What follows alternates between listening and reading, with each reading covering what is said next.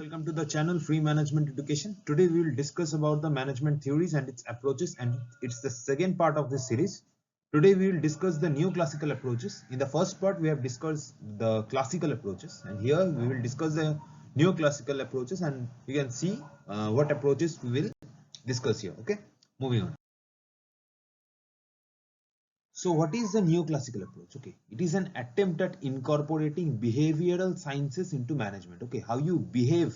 Okay, what kind of behavior is expected from you. Okay, so to solve problems caused by the classical approaches. Okay, please see the first video to know about the classical approaches and its limitations. Okay, they are human relations approach. Okay, social system approach, decision theory approach, behavioral approach. Okay, these are the approaches of neoclassical. So what is human relations approach? This is based on the findings of Hawthorne experiment, okay, which was conducted to analyze the effect of psychological variables on the productivity of workers. Okay, remember this Hawthorne experiment. This is most important. The experiments were conducted from 1924 to 1932. Main proponent of this theory was Elton Mayo. Okay. Major findings are importance of social factors in output, like while motivating workers, social factors should be taken into our account. Okay, group influence, obviously conflict between organization and informal groups. Okay, then there is leadership. Okay, then there is supervisory aspect should be friendly to workers, attentive. Okay, communications.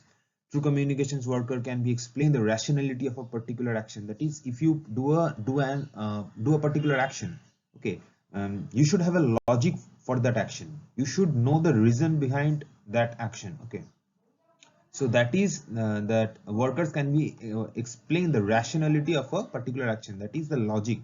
Workers' participation in management decision making. This is the human relations approach, where the human relations are taken into account.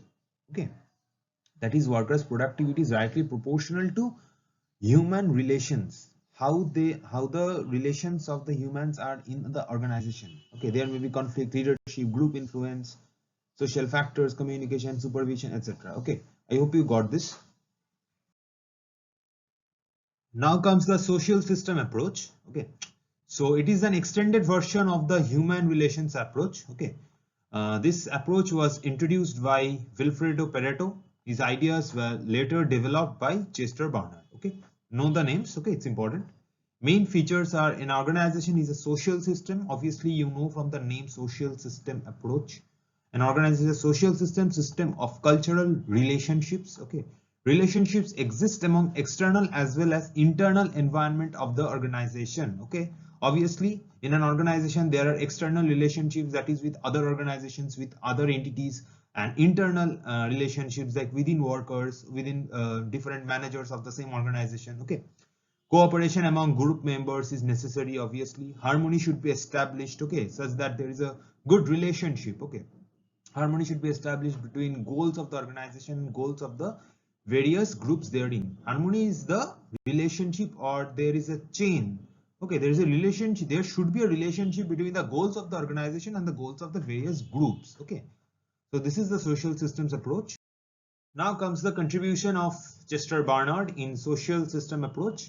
He gave the concept of organization, okay, which also was given in the classical approach, but the classical approach has its own limitations. So classical concepts does not fully explain organizational features. Okay, so there should be formal and informal organizations. You know, formal organization has coordinated interactions which have a deliberate and a common purpose, a formal thing. Okay, informal refers to those social interactions which do not have consciously coordinated joint purpose. They both depend on each other. Okay, next comes the elements of organization. There should be 4 elements. One is system of departmentalization, so that there is a specialization. There should be various departments. Okay, so this system of departmentalization, system of effective and efficient incentives. Okay, obviously incentives should be there, otherwise workers will not work for that organization.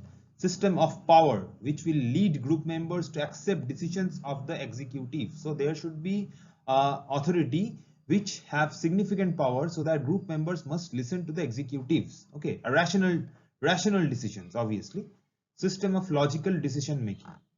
Acceptance theory of authority, that is bottom up approach, not like autocratic approach where the managers will decide what will happen. There should be a workers participation in management. Workers should have a say. Okay.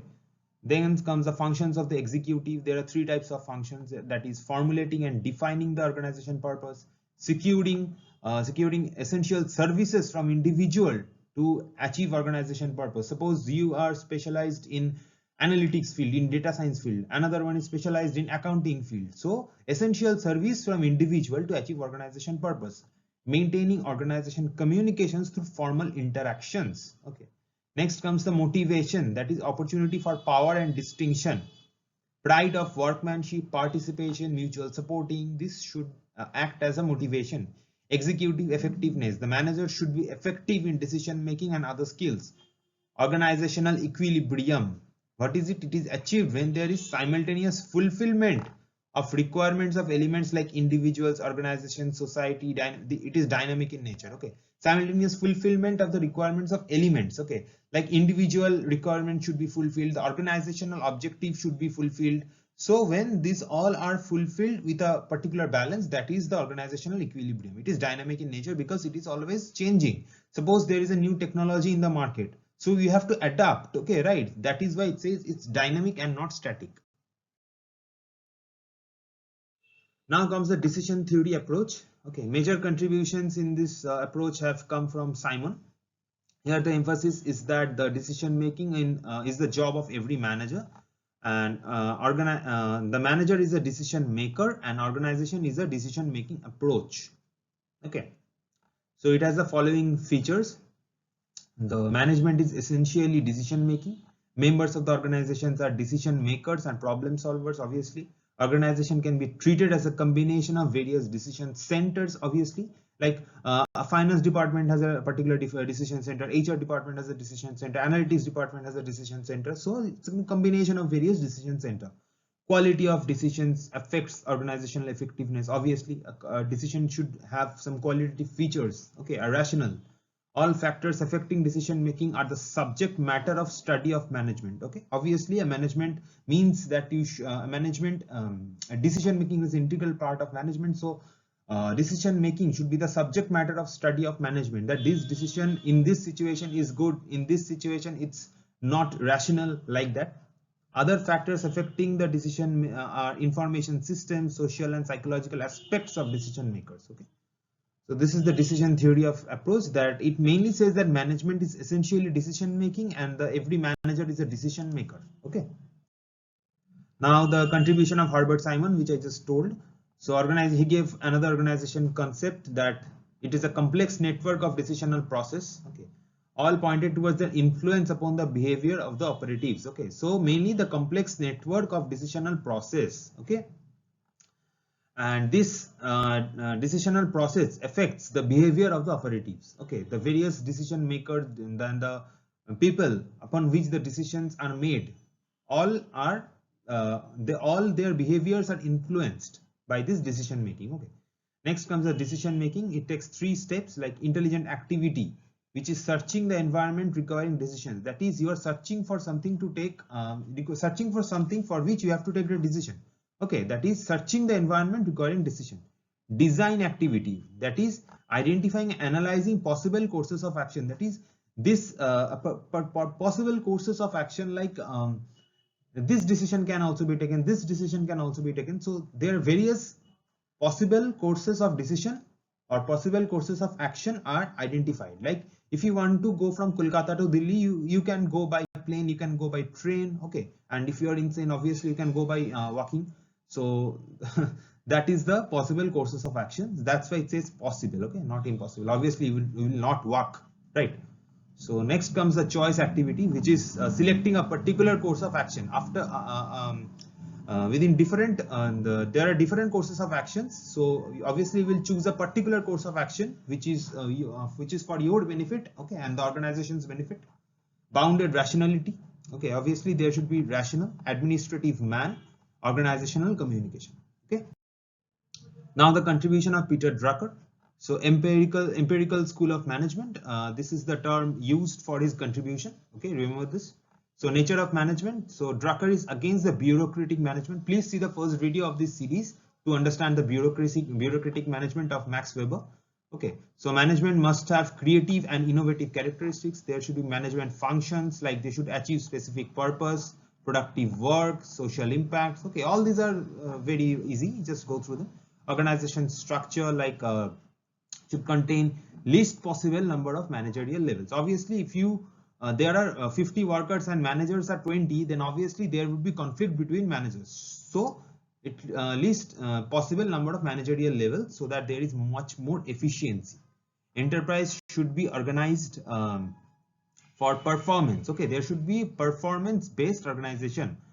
Must make a possible the training and testing of tomorrow's top managers. Okay, obviously managers should be trained. There should be federalism, that is a centralized control in decentralized structure. Okay, there should be decentralization, but a control, like in India. Okay, there are the states are decentralized parts, and there is a centralized control from center. So that's like that. So centralized control in a decentralized structure, close links between the decisions adopted by top management on one hand and by the autonomous units on the other. Okay, so there should be a close link between the decisions adopted by the top management and also the autonomous units, the units that are running on their own. So they should also follow some rules. Management by objectives, that is, this is the most important contribution. So MBO includes method of planning, setting standards, performance appraisal and motivation for the workers, for the organization. Organizational changes, like there should be dynamic and because of rapid technology development. So next comes a behavioral approach. The major propositions are that people do not dislike work, okay, provided they have been helped to establish objectives. Okay, obviously a new worker can't accomplish everything in their first go. Okay, so we have to help them initially so that they may like the work they are doing. Okay, job is a source of motivation and satisfaction to the employees. Untapped potential in most people, as they can exercise a greater deal of self-direction, self-control, creativity than required. So it is the manager's job to reveal and use that untapped potential. Obviously, there are many people who have potential, but because of some nepotism, because of favoritism, and also because of financial constraints, their talents are not recognized. So it's the manager's job to reveal and use that untapped potential. Okay, so manager should create a healthy environment wherein all the subordinates can contribute to the best of their capacity, and they should be encouraged to participate fully. Operating efficiency can be improved by expanding subordinates' influence, self-direction. Just go through them, it's very easy.